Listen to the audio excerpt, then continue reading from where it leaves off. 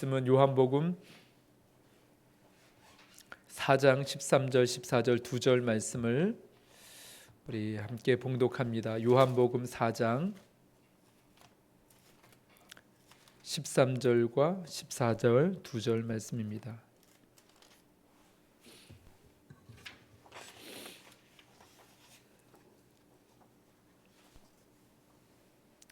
요한복음 4장 13절 14절 2절 말씀을 함께 읽겠습니다.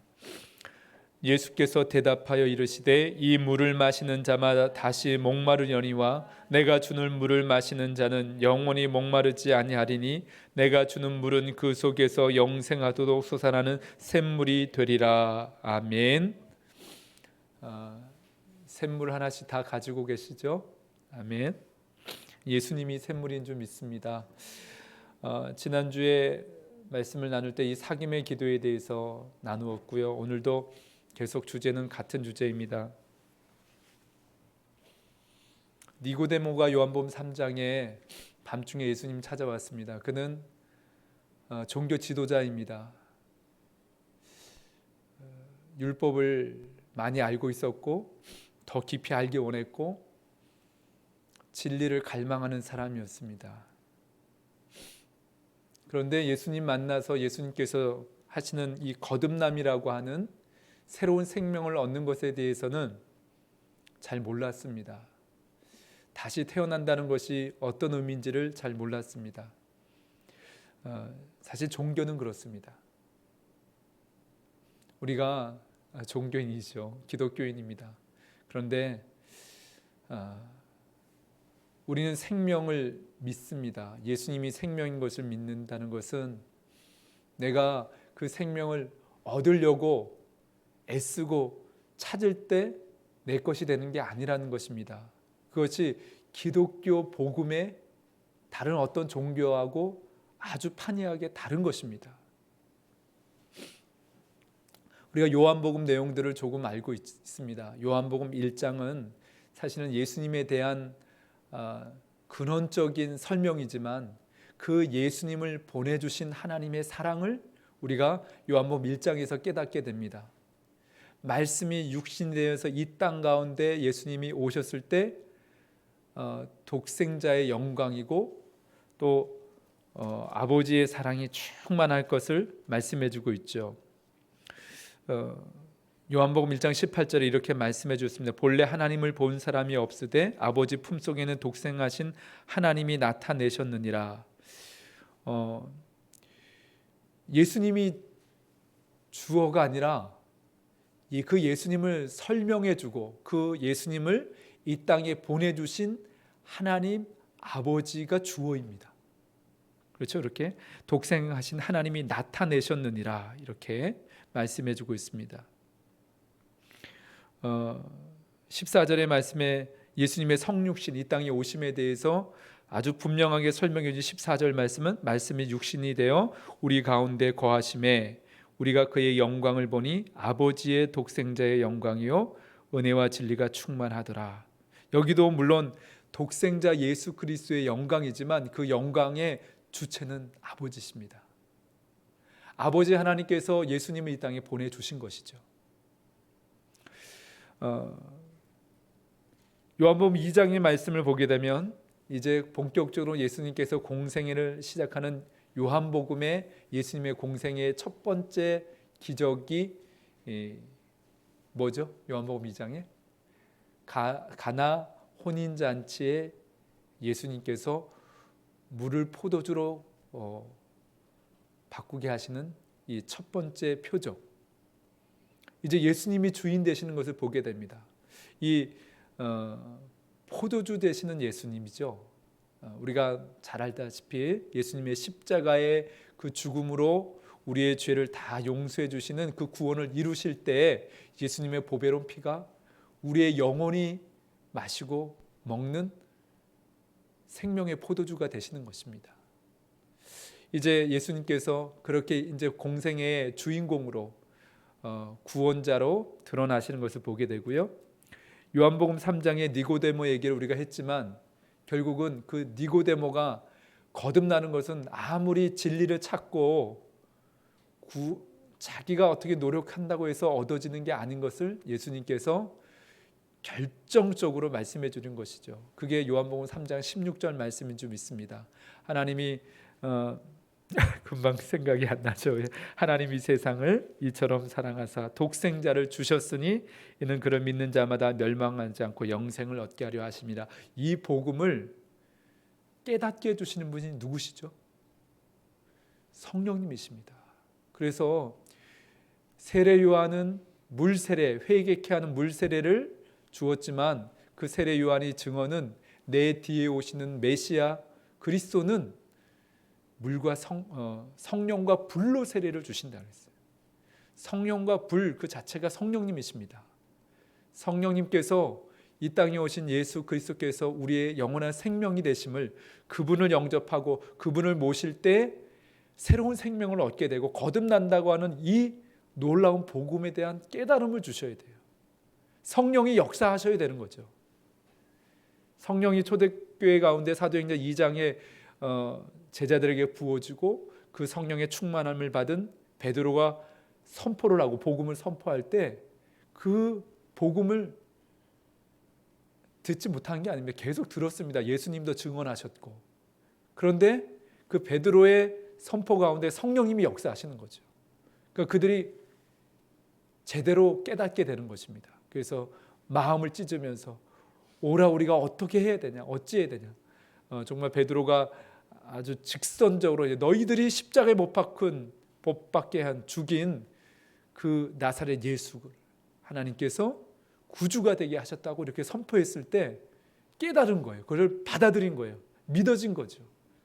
우리가 어떻게 해야 될까? 그럴 때 회개하고 성령을 선물로 받으라 했을 때 그들이 다 회개하고 세례를 3,000명이나 받고 성령의 충만함을 받게 된 줄 믿습니다. 요한복음 3장은 성령에 대한, 성령이 사실은 성령의 그 역사죠. 이 복음은 성령의 역사가 아니면 어떤 방법으로 믿어지지가 않는 것입니다. 어떤 간증을 보여주고 표적을 보여줘도 어떤 신학 박사가 와서 얘기를 하고 누가 아주 똑부러지게 성경을 쪼개겨 얘기해도 성령님이 역사하지 않으면 이 요한복음 3장 16절의 복음이 믿어지지 않는 거죠. 그런데 아무런 배움도 없고 무식해도 성령님이 역사하시면 십자가만 봐도 믿어지는 거예요. 오늘 요한복음 4장에 있는 이 두 절 말씀을 우리가 나누었는데요. 이 요한복음 4장의 중요한 구절이 뭐냐면 예배에 대한 예수님의 말씀이죠.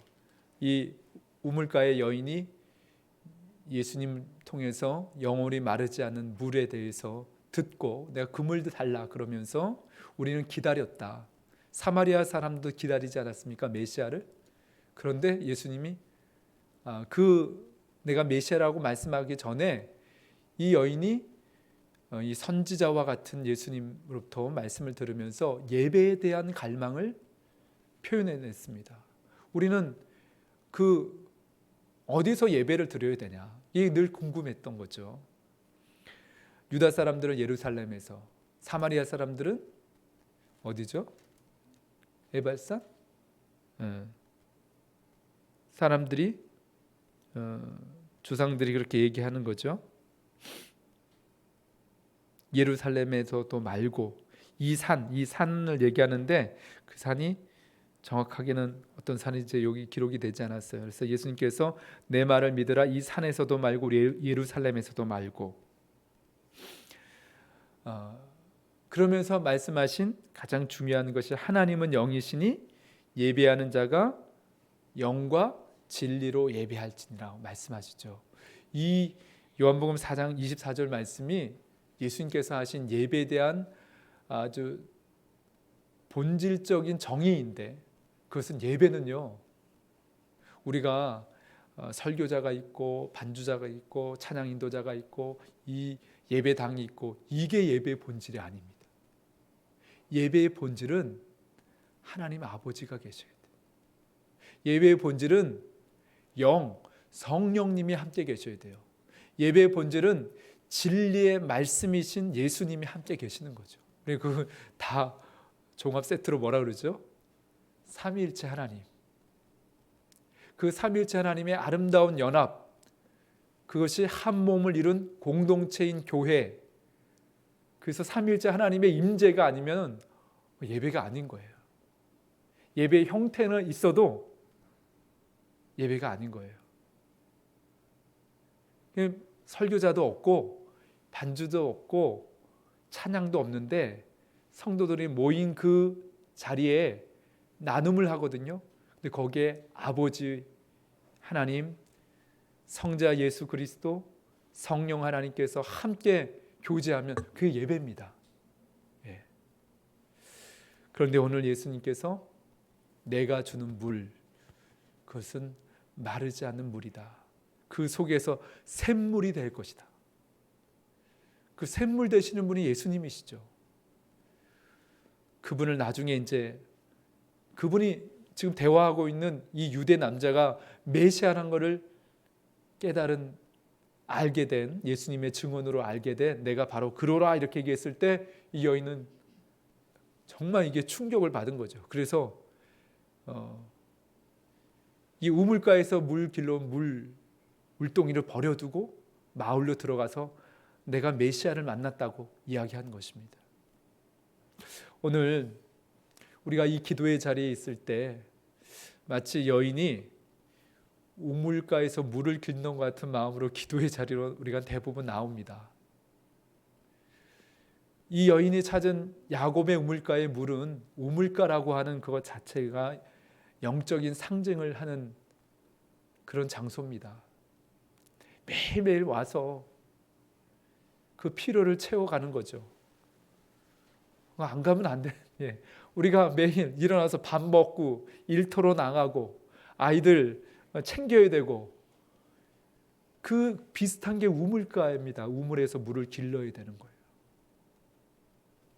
이 여인은 수도 없이 그렇게 물을 기르지만 인생은 변함이 없습니다. 늘 고통이 있고 아픔이 있고, 우리가 알다시피 그 대화 속에서 그는 남편이라는 우물을 찾았어요.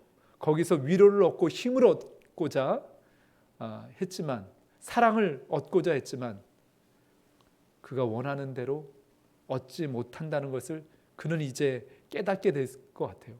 5번이나 남자가 바뀌었으니까요.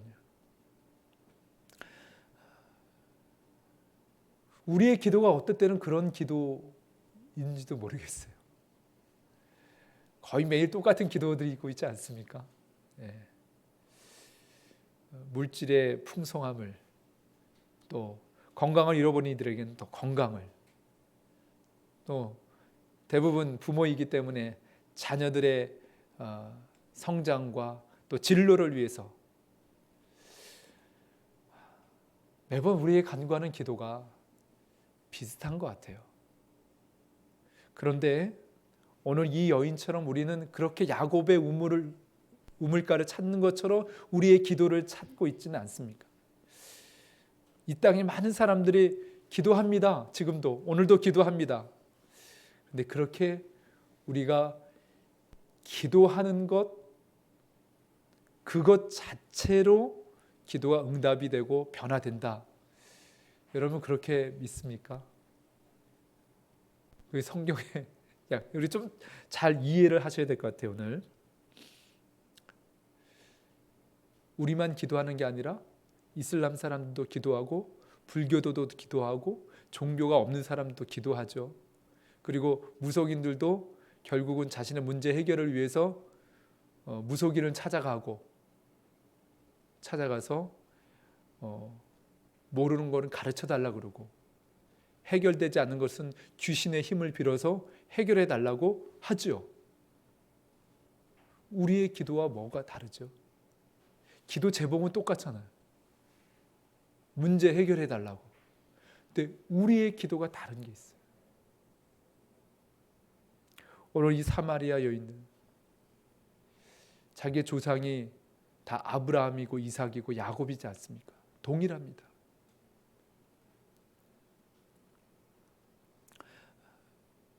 그런데 오늘 예수님께서 이 여인을 만나 주셨다는 것입니다. 여기에 우리의 기도가 달라야 되는 이유가 있습니다. 다른 종교인들하고 틀린. 우리는 기도의 대상이 하나님이잖아요. 맞아요. 그렇기 때문에 다른 거예요. 하나님이 우리의 기도의 대상이에요. 우리가 우리의 필요를 구할 분이 하나님이시라는 거죠. 그런데 오늘 이 여인은 예수님을 만나려고 여기에 오지 않았어요. 이 야곱의 우물가에 이미 와 계셨어요. 예수님께서. 그리고 기다리고 있었어요. 이 여인이 오기를, 이 여인을 만나기 위해서. 그리고 이 여인이 왔을 때 물을 달라고 구하시는 것을 보게 됩니다. 오늘 우리가 믿음의 눈을 열면요, 내가 존재하기 전에 누가 계셨어요? 하나님 아버지. 우리의 죄로 우리가 헤매고 방황하고 아파하기 전에 예수님은 이미 내 죄를 짊어지고 십자가에 죽으셨어요. 시공간을 초월해서 먼저 대속의 죽음으로 다 용서를 이루셨죠. 십자가 위에서 다 이루어진 그 사실을 그냥 믿고 고백만 하면 그 효력이 나타나는 거죠. 용서받음이. 성령님은 이미 우리가 그분을 알기 이전에 언제부터 창세 전부터 역사하고 계셨습니다. 이것이 기독교의 복음의 다른 어떤 종교하고 다른 겁니다. 하나님은 나보다 나를 너무나 잘 알고 계시고 이미 내 안에서 역사하고 계셨습니다. 이 믿음에 대한 눈이 열리는 것, 이게 뭐냐면 하나님의 은혜에 대한 이 깨달음이거든요. 은혜. 제가 감리교 목사이기 때문에 교리적으로 이런 표현을 씁니다. 선제적인 은총이라는 그 교리적인 표현을 써요. 이게 쉽게 말하면 하나님의 은혜는 내가 존재하기 이전부터 있었고, 내가 어떤 존재, 나는 죄로 말미암아 죽을 수밖에 없는 그런 불가능한 존재인데도 불구하고 하나님의 은혜는 먼저 선제했다는 것입니다. 우리의 개인적인 삶도 마찬가지입니다. 이 땅을 짧게 살아가는 100년 산다 그래요. 100년 사는 날 동안도 앞으로 우리의 남은 생도요, 하나님의 은혜는 이미 먼저 존재하고 있습니다. 그것이 구약 성경 이스라엘 백성의 역사 속에서 하나님은 언제나 이스라엘 백성보다 앞서 가시는 하나님이셨어요. 가나안 땅을 다 준비해 놓으시고 그곳으로 인도해 가시는 하나님이시죠. 우리의 인생도 마찬가지입니다. 천국 다 준비해 놓고 계셔요. 우리의 인생에 앞으로 60대, 70대, 80대 다 준비해 놓고 계셔요. 하나님의 전능하신 그 스케줄 안에. 이해가 되시나요? 우리는 앞으로 10년, 20년을 고민하잖아요. 내 은퇴 후에 나 뭘 먹고 살지? 그래서 사람들이 은퇴 준비를 하잖아요. 근데 어떨 때는 그렇게 준비 많이 해놔도 아무 쓸모가 없는 인생도 많습니다. 그런 하나님께서 은혜로 구원하시고 은혜로 우리의 남은 생도 다 준비해 놓고 계시다는 거예요. 그것이 바로 이 우물가에 있는 이 여인에게 예수님께서 전해주고 싶은 메시지입니다. 내가 주는 물은 영생하도록 솟아나는 샘물이 되리라. 다시는 목마르지 않는다는 거죠. 다시는 불안할 필요도 없고 두려워할 필요도 없다는 거예요. 염려할 필요 없다는 거예요. 참 이게 뜬구름 잡는 것 같은 말씀인 것 같아요. 여러분, 이게 믿어집니까? 이게 믿어지면은 당장 내 아이가 지금 죽느냐 사느냐 해도 두려워하지 않고 염려하지 않고 주님 의지하고 주님께 매달릴 수 있는 거죠. 또 맡기고 이 세상은 온통 풍랑으로 일어도 내 마음은 고요하고 평안할 수 있는 거죠. 이게 바로 예수님이 약속하신 영생하도록 솟아나는 샘물인 거예요. 마르지 않는 샘인 거예요. 이것이 꺼지지 않는 영원한 생명의 불씨인 거예요. 이런 기도가 바로 하나님과 사귐이 있는 기도를 하는 사람들의 기도입니다. 이 사귐의 기도가 진짜 파워풀한 기도예요. 우리는 대표적인 기도의 이미지 두 가지가 있는데, 지난주에 나눴던 다윗이 고백했던 젖된 아이의 그 어미 품속에서 하는 기도하고, 이거 뭐 맹숭맹숭할 것 같아요. 이거는 막 나이 한 90 넘으신 노 권사님이 이제 오늘 내일 하는 그런 노인된 권사님이 그냥 숨만 쉬면서 천국을 소망하는 그런 기도가 아니에요. 물론 그럴 수도 있어요. 그런데 대부분 사람들이 기도하면 야곱 있죠. 야곱이 하나님과 씨름하는 기도 있지 않습니까? 약복강에서 하나님 나 축복해 주지 않으면, 나 에서의 마음을 움직여 주지 않으면 저는 여기서 끝입니다, 내 인생. 하나님께서 에서의 마음을 움직여 주시고 어떻게 해서라도 역사해 달라고 씨름하는 그런 기도가 있어요. 우리의 문제를 가지고 그렇게 씨름할 때도 있었죠. 그래서 하나님의 응답을 경험한 그런 순간도 있지만, 어떻게 보면 야곱은요, 자기의 환도뼈가 부러지면서, 에서의 마음을 움직이는 건 하나님이신 건 맞아요. 그런데 야곱은 자기의 방법을 가지고 기도하면서 자기 방법대로 해결해 달라고 지금 몸부림치고 있고 씨름하고 있는 거예요. 하나님 입장에, 야, 너 그렇게 안 해도 돼. 뭐 너 부인들 다 보내고 너 여태까지 고생해서 얻은 재물 거 바리바리 싸가지고 다 보내고, 야, 그렇게 한다고 에서의 마음이 녹아지는 거 아니야. 여러분, 그렇게 기도 안 해도 하나님이 에서의 마음을 녹여주시면 그냥 되는 겁니다. 제가 무슨 말씀을 나누려는 거냐면, 그 야곱은 자기가 생각하는 게 있어요. 그 방법대로 그렇게 돼야지만 되는 걸로 생각하는 거예요. 그래서 막 씨름하면서 얼마나 고통스러운 기도를 하고 있는지. 그런 기도를 하지 말라는 게 아니라, 어떻게 보면 우린 그런 우리의 생각과 우리의 계획을 내려놓고 아이가 엄마 품에 거하듯이 주님의 품으로 들어가야 될 줄 믿습니다. 하나님 아버지가 중요한 거예요. 예수님이 중요한 거예요. 아무리 야곱의 우물가에서 여기서 지하수를 파가지고 물을 연결시켜, 이게 중요한 게 아니라 예수님이 샘물이 되신다는 것을, 그게 중요한 거죠. 어느 우리에게 20대는 20대 나름대로, 30대는 30대 나름대로 자기 나름대로의 그 목마름이 다 있지 않습니까? 목마름이 있어야지 예수님 만나는 거예요. 이 말은 뭐냐면, 사람들이 자기 나름대로 다 뭔가의 결핍이 있어야 정말 예수님 만나요. 결핍하면서도 결핍하지 않은 척하면은 못 만나요. 그러니까 베드로가 예수님을 따르게 되고 예수님의 제자가 되고 구원자인 예수님을 고백할 수 있었던 것은 자기가 죄인인 것을 깨달았기 때문인 거예요. 내가 한평생 업으로 살아가면서 나는 업으로서는 전문가다 자부했는데 밤새로 그물 한 마리 못 잡은 거. 요즘 우리 주변에 그런 분들 적지 않을 것 같아요. 한 분야에서 20년 30년 나름대로 전문가로 열심히 했는데, 죄송하지만 예를 들면 주식을 평생을 해서 연구했어요. 할 때마다 안 돼요.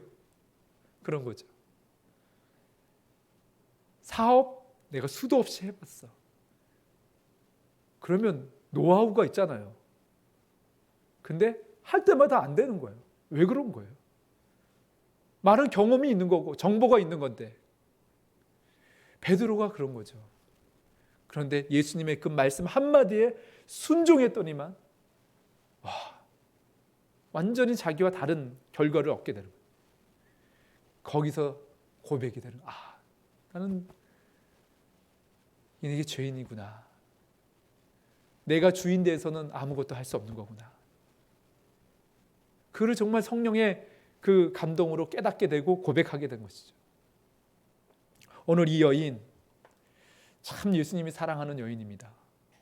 예수님 이 여인 만나려고 미리 거긴 가지 말아야 될 동네로 들어갔고, 만나지 말아야 될 그 여인을 예수님께서 만나기 위해서 여기서 기다리시고 이 여인에게 복음이신 당신을 드러내 주시는 것을 보게 됩니다.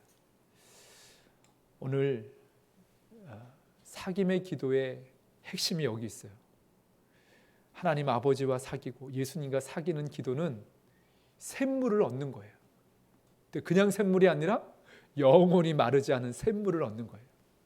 영원히 꺼지지 않은 성령의 불이 그 안에 존재하는 그 기도가 바로 사귀는 기도입니다. 사귀는 기도의 결론을 내리고 함께 오늘 기도하는 시간을 가지려고 그래요. 사귐의 기도의 핵심은 내가 하나님의 자녀인 것을 확신하는 겁니다. 할렐루야! 그냥 자녀가 아니고 정말 사랑받는 자녀, 기뻐하는 자녀. 우리가 어떤 행실로 인해서 사랑받을 만해서가 아니에요. 아버지가 하나밖에 없는 아들을 내어주고 나를 대신 아들로 삼고 딸로 삼는 그 놀라운 사랑을 내가 믿는 거예요. 나는 모자란 게 많아요. 하나님 앞에서 행실로는 부족한 게 많아요. 그래도 그 예수 그리스도, 그 십자가의 은혜로 내가 하나님의 딸이 됐다는 거예요. 사랑받는 딸이 됐다는 거예요. 지저분하게 막 있어도 내가 예수 그리스도를 의지해서 나는 하나님의 딸이야, 아들이야, 이 확신을 가지고, 이 신뢰를 가지고 아버지 앞으로 나아가서 아버지 품에서 그 얼굴을 구하고, 하나님 아버지, 저 아버지 딸이잖아요, 아버지 아들이잖아요.